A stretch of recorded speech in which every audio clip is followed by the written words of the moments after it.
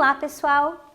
Seja bem-vindo à aula número 78 de língua portuguesa. Que bom que você está aqui com a gente, né? Hoje a gente vai fazer uma aula de retomada de conteúdos de novo. A gente está retomando os conteúdos aqui do segundo trimestre ainda, tá bom? Muito importante, assim que terminar essa aula, você vai lá no teu Classroom e faz os 2 exercíciozinhos lá, clica no link, faz os 2 exercícios que eu deixei para você e garante a tua presença. Se você não tem acesso ao Classroom, não tem problema, faz as atividadezinhas lá, pega o teu caderno, a tua caneta, faz as atividadezinhas, faz suas anotações e leva lá na escola, tá bom? Não esquece, participa aqui com a gente. Vamos ver os objetivos da nossa aula de hoje? Vamos ver o que a gente vai aprender? Então vamos lá.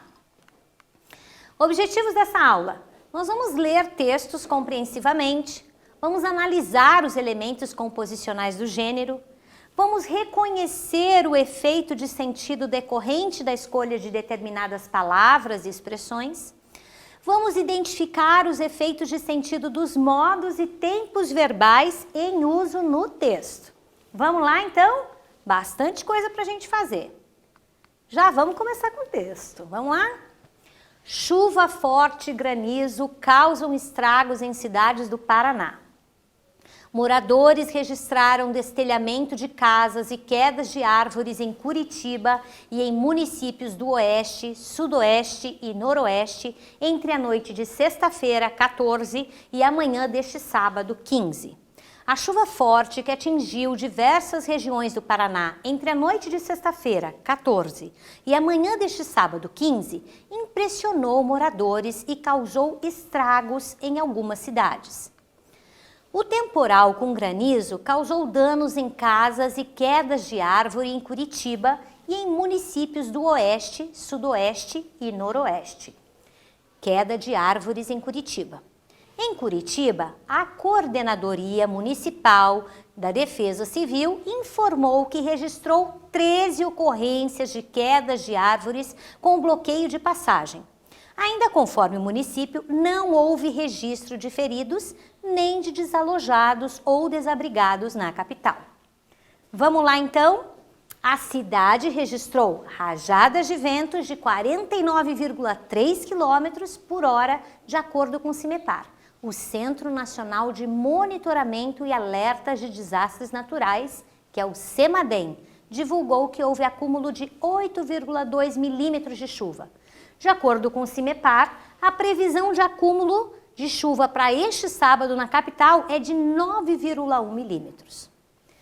Vamos para uma atividadezinha bem rapidinha, é um quiz e esse eu tenho certeza que você vai acertar, porque está muito fácil.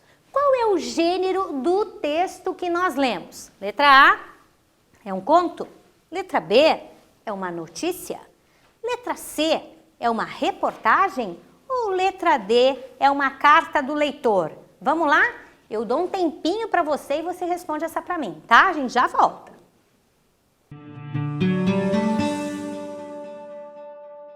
Ok, você já respondeu aí? Certinha a tua resposta? Vamos ver? Olha lá, muito fácil, né? Uma notícia, né? Você acertou, uma notícia. Vamos lá?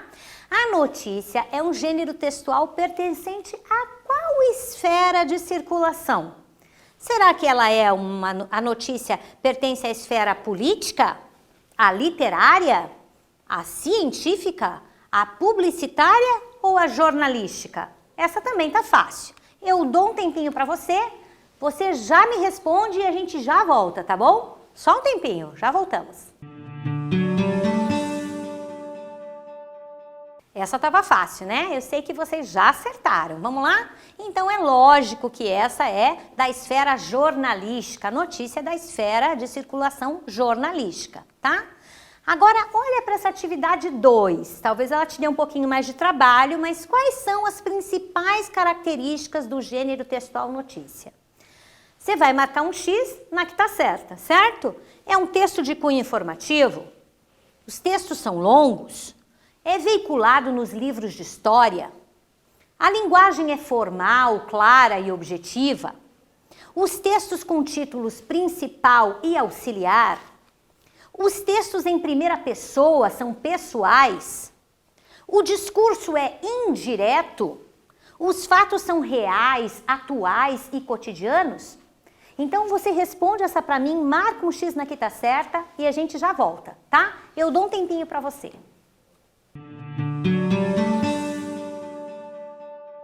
Você respondeu aí? Vamos ver quais são as características da notícia? Essa você já sabe também que a gente já estudou notícia, vamos lembrar? Então tá lá. Realmente é um texto de cunho informativo, lógico, mas os textos são longos? Não, são textos relativamente curtos. É veiculado nos livros de história? Por enquanto não, né?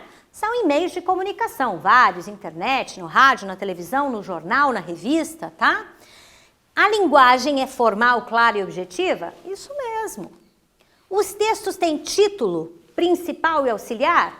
Isso também, tá certo. Os textos são em primeira pessoa, são pessoais? Não, os textos são em terceira pessoa, são impessoais, tá?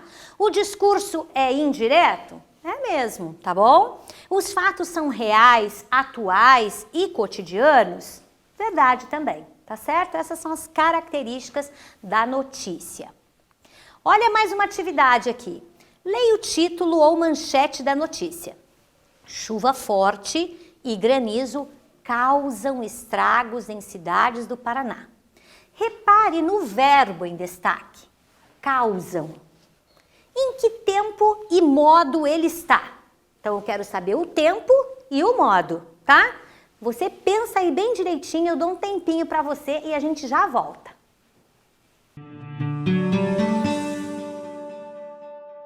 E daí, você já respondeu para mim?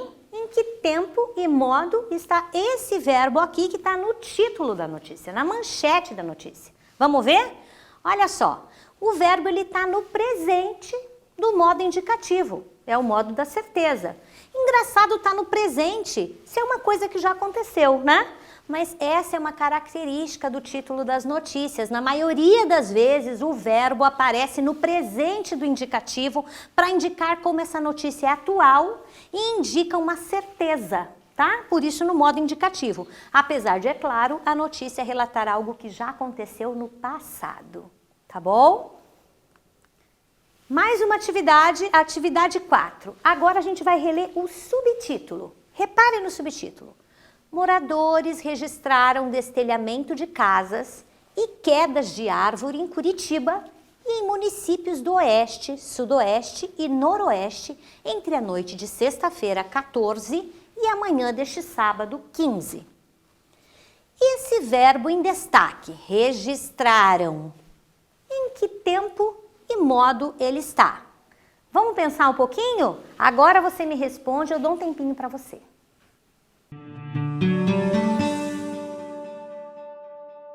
E agora? Aquele verbo que está no subtítulo, você já descobriu em que tempo e modo ele está? Vamos lá ver? Olha só, moradores registraram destelhamento. Vamos lá ver? O verbo está no pretérito perfeito, que é chamado de passado pontual, passado acabado, aconteceu uma vez só. E no modo indicativo, que indica certeza. Engraçado, né? Lá no título, na manchete, tá o verbo no presente. Mas daí no subtítulo já fica claro que isso já aconteceu, o verbo é usado, então, no pretérito perfeito. Tá bom? Olha a atividade 5. O texto notícia apresenta características simples, tá? Você já conhece, a gente já trabalhou com esse texto, estamos retomando o conteúdo. Encontramos geralmente um texto que busca a impessoalidade, a clareza e a objetividade e cuja estrutura se orienta a partir de respostas àquelas perguntas típicas do lead. Quais são as perguntas típicas do lead? Quem, o que, onde, como, quando, por quê? Toda notícia tem isso, né? Sempre que você contar uma notícia para alguém, a pessoa vai perguntar isso. Você chegar em casa e falar para tua mãe, mãe, vi um acidente, ela vai falar, onde? Com quem? O que aconteceu? É ou não é? Toda notícia ela tem que ter essas respostas. Você consegue achar o lead da resposta lida?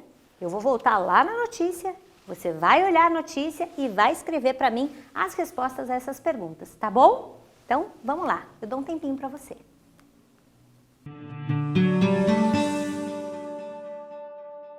E daí, você já achou todas aquelas perguntinhas do LID? Você já consegue dizer para mim? Vamos voltar lá então, você já leu o texto e a gente vai voltar lá na pergunta 5, tá? Sempre você tem que voltar e ler o texto. Quando a questão se refere ao texto, volte e leia o texto.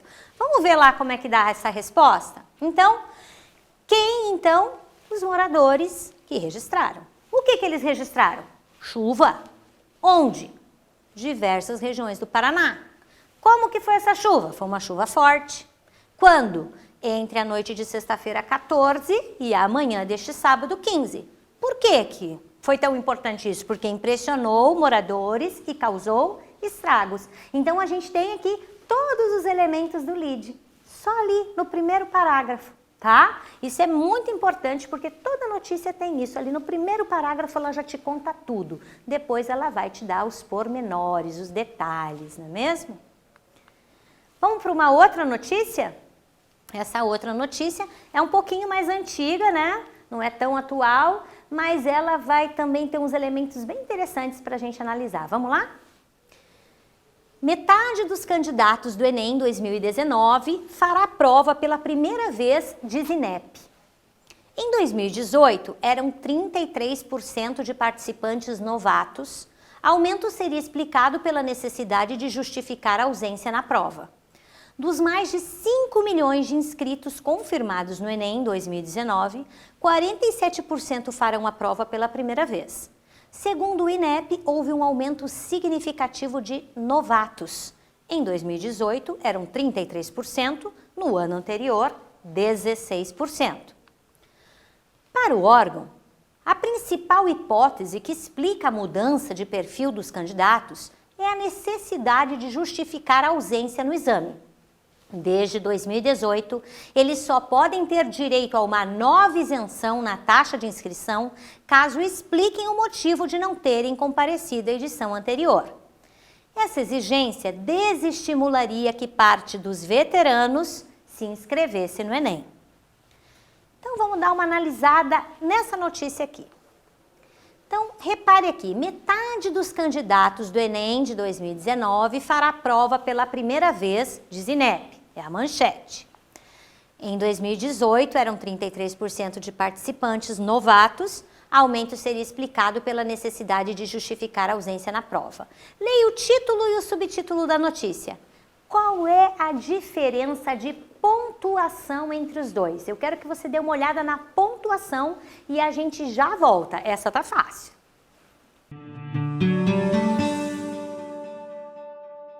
E daí, você já descobriu aqui qual é a diferença de pontuação entre os dois? É bem fácil, né? E bem interessante. Repare que aqui, né, no título não possui ponto final. Né? É muito comum que em notícias, na verdade, tanto a manchete quanto a linha fina não usem ponto final. Nesse aqui, a manchete não tem ponto final e aqui o subtítulo tem, tá? É uma diferença aqui notada. Ok? Na atividade 7, destaque o lead no primeiro parágrafo da notícia. Coloquei o primeiro parágrafo aqui, lembra aquelas perguntinhas? O que, quem, onde... O que você acha ali do lead nesse trechinho? Dos mais de 5 milhões de inscritos confirmados no Enem 2019, 47% farão a prova pela primeira vez. Segundo o INEP, houve um aumento significativo de novatos. Em 2018, eram 33%, no ano anterior, 16%. Ok? Você pensa aí, olha bem, vê o que você encontra do lead e a gente já volta e eu quero ver a tua resposta, tá bom? E daí? Você conseguiu responder essa? Achou ali o lead dessa notícia? Essa também tá fácil, né? Eu acho que você conseguiu fazer bem legal, tá bom? Vamos lá? Então, olha aqui as respostas que a gente pode colocar. O que aconteceu? 47% dos que farão a prova do Enem a farão pela primeira vez. Quando? No Enem 2019. E quem? Dos mais de 5 milhões de inscritos confirmados no Enem. Reparem, né? 3 questõezinhas ali do lead que ficam já respondidas no primeiro parágrafo, tá bom? Olha aqui nessa atividade 8 uma coisa muito importante. Metade dos candidatos do Enem 2019 fará prova pela primeira vez, diz INEP. Esse é o título da notícia, certo? Vimos na notícia anterior que geralmente o verbo do título está no presente do indicativo. Lembram disso? Isso acontece nesse título também? Esse verbo está no presente do indicativo? Se sim, explica por que sim. Se não, explica por que não. Eu dou um tempinho para você e a gente já volta.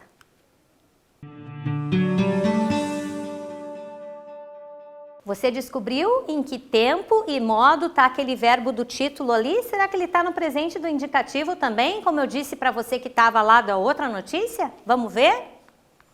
Então, na verdade não, né? Nesse título, o verbo se encontra no futuro do presente do modo indicativo. Tá no modo indicativo ainda, que é o modo da certeza, mas está no futuro. Isso acontece para indicar que o fato é certo e produz um efeito de que o jornal se antecipa da notícia. O jornal está dando uma notícia que ainda vai acontecer. Legal isso, né? Uma ideia bem interessante, tá bom? Atividade 9. Em que tempo e modo estão esses verbos retirados da notícia? Agora eu coloquei vários aqui para você, né? Aumento seria explicado. 47% farão a prova pela primeira vez.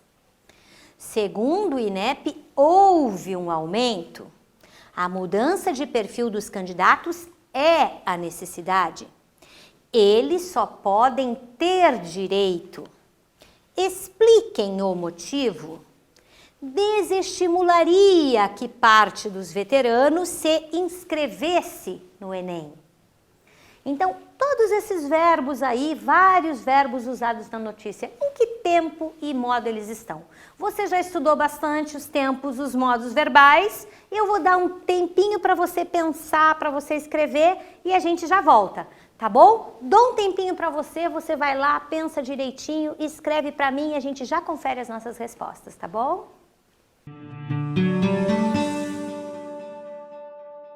E daí, você conseguiu achar ali? Respondeu? Vamos lá para ver os verbos todos direitinho, vamos lá?